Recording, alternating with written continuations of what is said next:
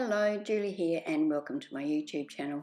This layout is for the cyber crop over on Mystical Scrapbooks. The challenge for this particular crop is to create a shaker element to use on your project. The first part of this video shows you how I created the shakers I used on mine.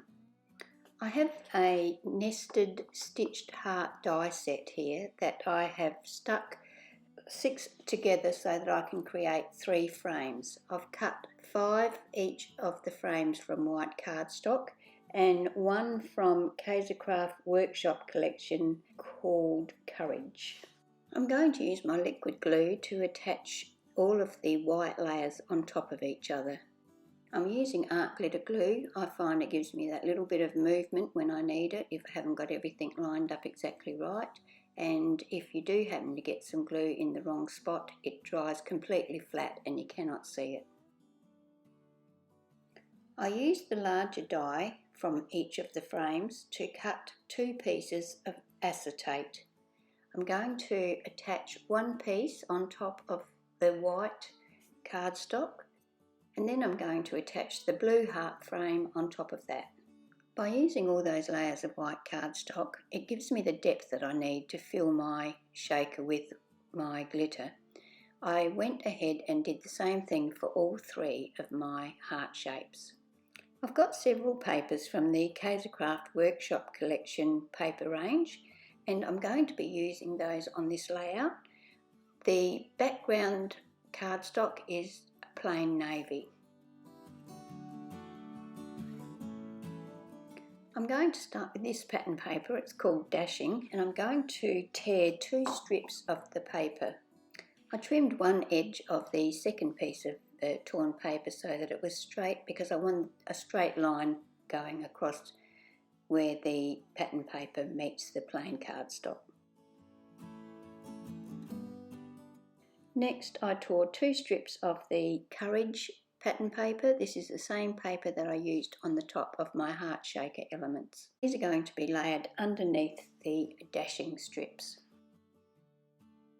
I inked the edges of all of my strips using a black ink cube. The section between the 2 sets of torn strips is going to be filled with the paper called Tough. I'm going to trim this down so that it's 8.5 inches by 12 inches. Once again, I'll ink the edges of this piece of paper. I'll use double-sided tape to attach the tough paper to the centre of my navy background, and then I'll use some liquid glue to attach my torn elements. This gives me a little bit of movement so that I've got a little bit of time to move things around if they aren't sitting where I want them to sit. I'm leaving about 1/4 inch at the top and bottom of my layout so that the navy will show. Time now to fill my shaker elements. I'm going to use bronze heart glitter to do this. I'm using clear on both the front and the back of the shaker element so that I can see my layout through the shaker. You can create shakers this way, or you can also create them so that you've got a solid back and you can't see through them. I'm going to put something heavy on top of my shaker element once I've got that back layer attached so that it has got time to stick in place and doesn't move. I'll complete the other 2 shakers in the same way. The photo I'm using on this layout is of my husband and I, and the branding strip on the Courage pattern paper has a part that says "We have it all." So I decided to use that as my title. I'm cutting that strip off and then just trimming it down to the piece I want. The photo is 6x4, so I cut a piece of white cardstock that was 6 1/8 by 4 1/8 because I want a very fine white border around the photo, and then I'm going to mat it onto the Courage paper with the torn edges at the top and the bottom. I wanted to add a little bit more interest to the background, so I got my glimmer mist out in antique brass and just applied or just splattered some of that around lightly in the background. I didn't want to overdo it. I use an old, well, it's not an old pizza box, but it's like a pizza box, a clean one, to catch any spray or drips or anything that I manage to get outside of the area that I want.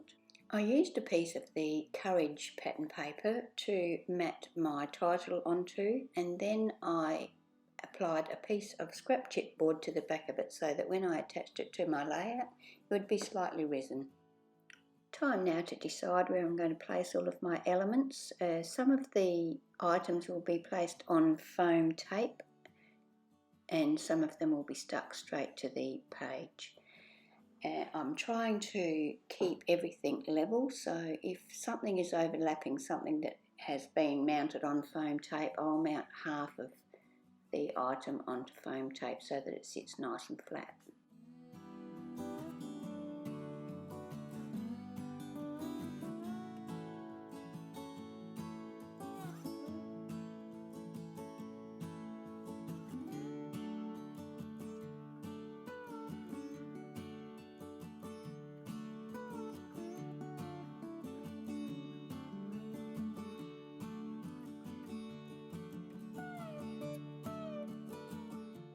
To complete my layout, I'm going to add some Nuvo glitter drops in Midnight Sky in random areas on the background. I'm just going to put them in little groups of 3 here and there.